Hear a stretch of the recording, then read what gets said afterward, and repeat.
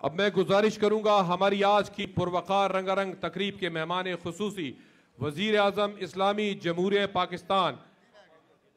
मियां मोहम्मद शहबाज शरीफ इस्तकबाल कीजिएगा आपकी भरपूर तालियों में। आपसे खिताब करने के लिए हमारी आज की तकरीब के मेहमान खुसूसी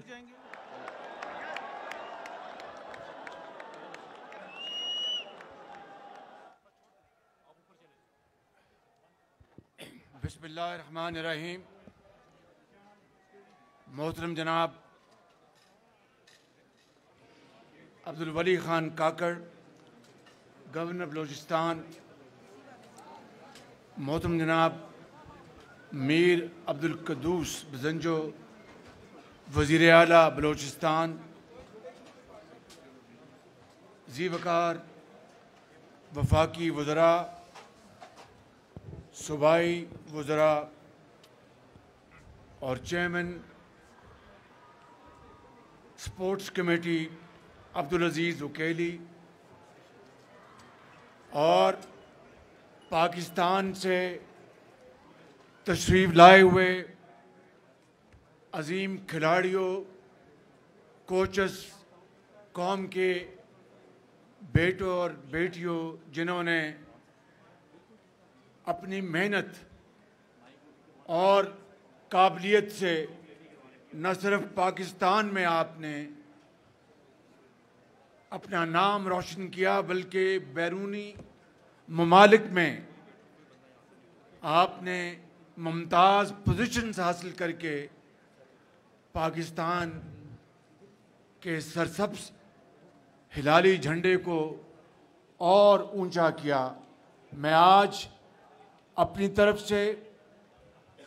वफाकी हुकूमत की तरफ से और पूरी कौम की तरफ से आपको दिल की गहराइयों से मुबारकबाद पेश करता हूँ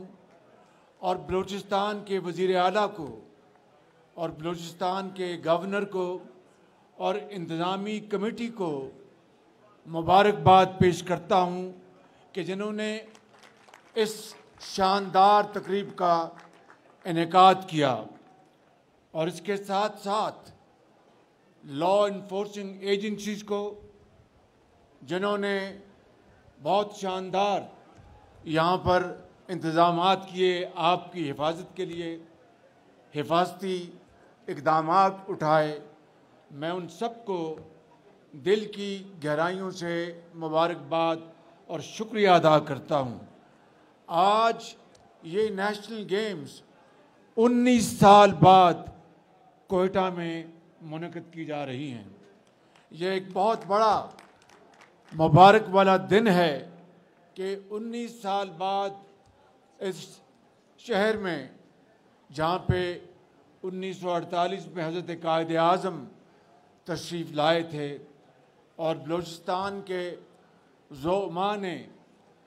पाकिस्तान के हक़ में उन्होंने करारदाद पास की थी, आज इस तारीख़ी शहर में ये खेलों का इनेकाद कौमी यकजहती, कौमी यगानगत और पाकिस्तान के साथ वालिहाना मोहब्बत का एक अज़ीम शाहकार है। मेरे अज़ीम खिलाड़ियों, कौम के बेटों और बेटियों और यहाँ पर मौजूद आपके कोचस और ट्रेनर्स, मैं समझता हूँ कि पाकिस्तानी कौम के ये नौजवान, ये कौम के बेटे और बेटियाँ, इनमें बेपनाह सलाहियत है, बेपनाह पोटेंशल है और इसको बुरुए कार लाकर अगर आप न सिर्फ पाकिस्तान में बल्कि दुनिया भर में, चाहे वो रेसलिंग है, चाहे वो बॉक्सिंग है, चाहे वो नेज़ाबाजी है, चाहे वो दूसरे मैदान हैं खेलों के, हर मैदान में आपको अल्लाह ताला ने इतनी आपको पोटेंशियल अता फरमाया है, आपकी इतनी शानदार कैपेबिलिटीज़ हैं कि आप पाकिस्तान का नाम आप सितारों तक लेके जा सकते हैं, बशर्तिया कि आपको मौक़े मिलें, आपको वो कैपेसिटीज़ आपकी बिल्ड की जाएं। हुकूमत पाकिस्तान इस सिलसिले में मैं आपको ये यकीन दिलाता हूँ कि जिस तरह माजी में हमारी हुकूमत ने मिलकर पूरे पाकिस्तान में लैपटॉप्स तकसीम किए और स्कूल बनाए, दानिश स्कूल बनाए, खेलों के मैदान सजाए, हॉकी के मैदान सजाए, क्रिकेट के मैदान सजाए, इसी तरीके से हाई अचीवर्स को इनामात दिए गए पूरे पाकिस्तान में। इसी तरीके से मैं आज ये बात आपके सामने रखना चाहता हूँ कि खेलों के मैदान में भी वफाकी हुकूमत और मैं ख़ुद पूरी तरह हम इस बात पर सहमत हैं कि जितने भी वसाइल हम आपके कदमों में निछावर कर सकते हैं वो कम हैं, क्योंकि वही कौम तवाना होती है जिसके नौजवान तवाना हो, वही कौम सेहतमंद होती है जिसके जवान सेहतमंद हों, वही कौम तरक्की करती है जिसके नौजवान बेटे और बेटियां वो तालीम के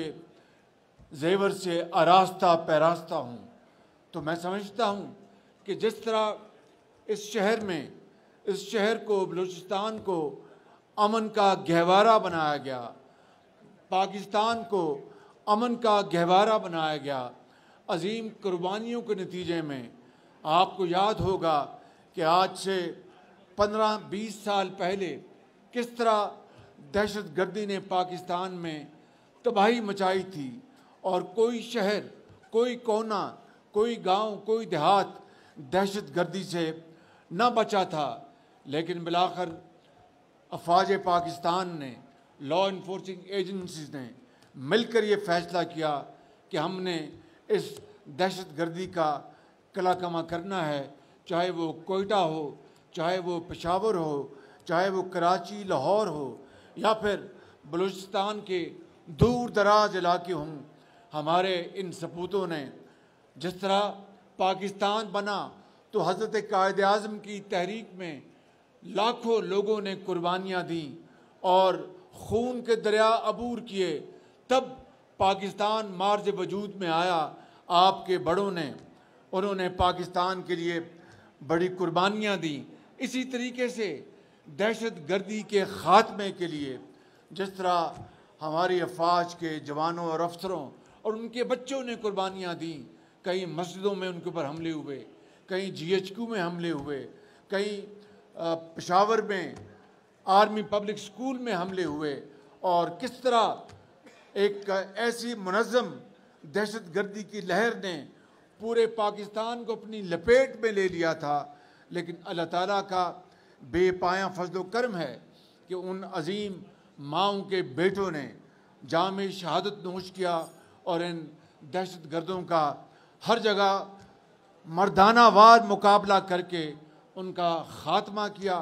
अभी भी कहीं कहीं ये सर उठाते हैं, लेकिन इंशाअल्लाह इनका ये सर इंशाअल्लाह दहशत गर्दों का ज़रूर कुचला जाएगा। और मैं यहाँ पर ये कहना चाहता हूँ कि आज वो शहीद जिन्होंने हमारे करोड़ों पाकिस्तानियों को, माओं को, बेटों को, बेटियों को, उनकी ज़िंदगी को महफूज करने के लिए, उनको रातों को अमन की नींद मुहैया करने के लिए, उनके कारोबार को दोबारा चलाने के लिए, उनके घरों में अमन कायम करने के लिए जिन सपूतों ने, चाहे वो फ़ौज का जवान हो या अफसर हो, चाहे वो नेवी का जवान या अफसर हो, चाहे वो एयरफोर्स का जवान या अफसर हो, चाहे वो पुलिस के जवान हो या अफसर हों, इंतज़ामिया के हों, कोई डॉक्टर हो, कोई माँ, कोई बेटा, कोई बेटी, जिन्होंने डॉक्टर, इंजीनियर, जिन्होंने सियासतदान, जिन्होंने दहशत गर्दी का मुकाबला किया और शहीद हुए, आज पूरी कौम उनको सलाम करती है। लिहाजा मैं समझता हूँ कि उन शहीदों और गाजियों को, उनकी हुर्मत को हमें सलाम करना चाहिए, उनकी इज़्ज़त को ता क़यामत हमें उसको बरकरार रखना चाहिए और उनके लिए हमेशा दुआ करनी चाहिए कि उनकी तुफ़ैल पाकिस्तान दोबारा एक अमन का गहवारा बना। वगरना दुश्मन ये चाहता था कि पाकिस्तान खुदा न खास्ता तबाह हो जाता। अभी 9 मई का जो वाक़या हुआ, एक बड़ा दिलखराश वाक़या था पाकिस्तान की तारीख़ में। 9 मई को जो कुछ लाहौर में कायद आज़म का वो घर था, जिस तरह ज़ियारत कायद आज़म का घर है, वहाँ पर भी दहशत गर्दों ने ज़ियारत में हमला करके उसको तबाह किया था। इस तरह 9 मई को लाहौर में कायद आज़म के घर को राख बना दिया गया। ये कोई पाकिस्तानी सोच नहीं हो सकती, ये कोई पाकिस्तानी ये काम नहीं कर सकता। ये दहशत गर्द और पाकिस्तान दुश्मन, ये उसका काम है। जिस तरह पेशावर में रेडियो पाकिस्तान को जला दिया गया, वहाँ पर 1947 से लेकर आज तक का रिकॉर्ड था।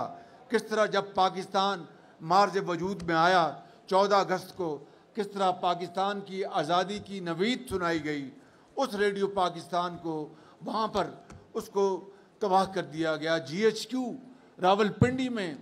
हमला आवर हुए, ये पाकिस्तानियत नहीं है,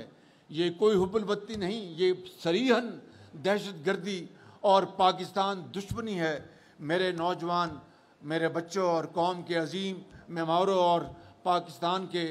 सितारों और पाकिस्तान के आप दरशिंदा सितारे हैं, मुस्तकबिल हैं आप हमारे। मैं आज ये बात बिला खौफ तरदीद कहना चाहता हूँ कि दुश्मन 75 साल में वो काम न कर सका जो 9 मई को एक दिलखराश वाक़े के ज़रिए पूरे पाकिस्तान में हुआ। मैं समझता हूँ कि हमें ऐसे इक़दामात करने होंगे कानून और आइन के दायरे में रहकर कि ता क़यामत दोबारा इस तरह का वाक़या ना हो। और जिन्होंने ये एक इंतहाई मज़मूम हरकत की है, जिन्होंने पाकिस्तान के इन शहीदों और गाजियों की बेहुरमती की है, जिन्होंने इन शहीदों को जिनकी बीवियां शहादत के बाद बेवा हो गईं, जिनके बच्चे यतीम हो गए, जिनके माँ बाप क़यामत तक वो ज़िंदगी जब तक उनकी है वो अश्कबार रहेंगे, उनके बच्चों को जो पाकिस्तान के सपूत थे, शहीद और गाजी हैं, उनके साथ ये जुल्म और ज़्यादती ये किसी तौर पर भी ये काबिले न सिर्फ मज़म्मत है बल्कि इसकी हमेशा मज़म्मत की जाती रहेगी। और 9 मई का दिन पाकिस्तान की तारीख़ में हमेशा के लिए एक ब्लैक डे के तौर पर याद रखा जाएगा। और मैं समझता हूँ कि कानून अमल में आएगा और इनको गिरफ्त में लेगा और आइन और कानून के मुताबिक इनको करार वाक़ई सज़ा दी जाएगी ताकि क़यामत तक कोई इस तरह की दोबारा जुर्रत ना कर सके। आज ये अजीम शानदार ये इस इवेंट पे ये है कौम की यकजहती, ये है कौम की एक मोहब्बत, ये है कौम का एका, ये है कौम का यकजहती और पाकिस्तान के लिए जस्तजू कि हमने पाकिस्तान को बनाना है, चाहे वो खेलों का मैदान हो, चाहे वो सनत और हिरफत का मैदान हो या ज़राअत का मैदान हो। हम अपनी नौजवान नस्ल को सलाम करते हैं और मैं आपसे वादा करता हूँ कि इंशाअल्लाह जितनी भी मेरी हिम्मत है और वसाइल हैं वो मैं आपके कदमों में निछावर करूँगा कि आप ही पाकिस्तान के मुस्तकबिल हैं, आप ही पाकिस्तान के अजीम सपूत हैं। पाकिस्तान पाइंदाबाद।